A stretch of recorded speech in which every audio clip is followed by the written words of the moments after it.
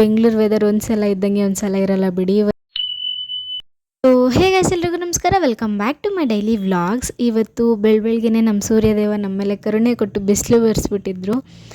ಈ ಬೆಂಗಳೂರು ವೆದರ್ ಒಂದ್ಸಲ ಇದ್ದಂಗೆ ಒಂದ್ಸಲ ಇರಲ್ಲ ಬಿಡಿ. ಇವತ್ತು ಬಿಸಿಲು ಬಂದಿರೋದ್ರಿಂದ ಒಂದು ಸ್ವಲ್ಪ ಬಿಸಿಲು ಕಾಯಿಸ್ಕೊಳ್ಳೋಣ ಅಂತ ಅಂದ್ಬಿಟ್ಟು ನಾನು ಕೂಡ ಒಂದು ಸ್ವಲ್ಪ ಹಾಟ್ ವಾಟರ್ ಕಾಯಿಸ್ಕೊಂಡು ಬಿಸಿಲು ಕಾಯ್ತಾ ಇದ್ದೆ.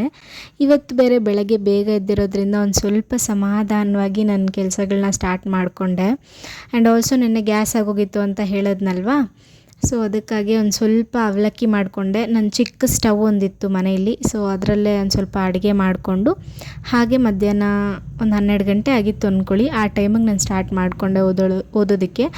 ಆಗಾಗ ಒಂದು ಸಡನ್ನಾಗಿ ಒಂದು 15 ಮಿನಿಟ್ಸ್ 20 ಮಿನಿಟ್ಸ್ ಆ ಥರ ಬ್ರೇಕ್ ತೊಗೊತಾ ಇದ್ದೆ. ಇಲ್ಲಾಂತಂದರೆ ನನಗೆ ಹೆಕ್ಟಿಕ್ ಅನಿಸ್ಬಿಡುತ್ತೆ, ಅಪ್ಪ ಇಷ್ಟು ಓದಬೇಕಾ ಅಂತ. ಅದಕ್ಕೆ ನಾನು ಸ್ವಲ್ಪ ಕೇಕ್ ತಿಂದು ಹಾಗೆ ಮಧ್ಯಾಹ್ನ ಊಟಕ್ಕೆ ರಸಾಯನ ಮಾಡ್ಕೊಂಡಿದ್ದೆ. ಫ್ರೂಟ್ಸ್ ಎಲ್ಲ ಇತ್ತು, ಅದನ್ನೆಲ್ಲ ಹಾಕಿ ಒಂಥರ ರಸಾಯನ ಮಾಡ್ಕೊಂಡು ತಿಂದೆ. ಇನ್ನು ಸಂಜೆ ಆಗ್ತಿದೆ ಅಲ್ಲಪ್ಪ ಅಂತ ನೆನ್ನೆ ಪೂಜೆ ಮಾಡಲಿಲ್ಲ, ಸೋಮವಾರ ಆಗಿರೋದ್ರಿಂದ ಇವತ್ತು ಮಾಡೋಣ ಅಂತ ಅಂದ್ಬಿಟ್ಟು ನೀಟಾಗಿ ಕಸ ಗುಡಿಸಿ ಮನೆ ಒರೆಸಿ ಪಾತ್ರೆ ಎಲ್ಲ ತೊಳೆದು ಎಲ್ಲ ಕೆಲಸ ಮಾಡಿಕೊಂಡೆ. ಹೀಟ್ರಿಗೂ ಕೂಡ ನೀರು ಹಾಕಿದ್ದೆ.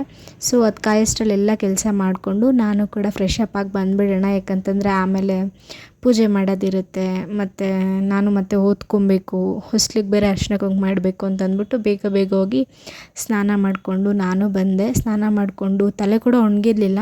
ನಾನು ತಲೆ ಬಟ್ಟೆ ಒದ್ದೆ ಹಾಕ್ಕೊಂಡೆ, ಯಾಕೆ ಪೂಜೆ ಮಾಡೋದು ಅಂತಂದರೆ ಒಂದು ಸ್ವಲ್ಪ ಕ್ಲಿಪ್ ಹಾಕ್ಕೊಂಡು ನಾನು ಕೂಡ ಹೊರಗಡೆ ಹೋಗಿ ಹೊಸ್ಲಿಗೆ ಅರ್ಶಿನ ಕುಂಕುಮ ಎಲ್ಲ ಇಟ್ಬಿಟ್ಟು ಮನೆಯಲ್ಲಿ ಪೂಜೆ ಮಾಡಿದೆ. ಸೊ ಇಷ್ಟಾಗಿತ್ತು ನನ್ನ ಡೈಲಿ ವ್ಲಾಗ್ ಅಂತ ಹೇಳ್ತಾ ಬಾಯ್ ಗಾಯ್ಸ್, ಎಲ್ರಿಗೂ ಟಾಟಾ.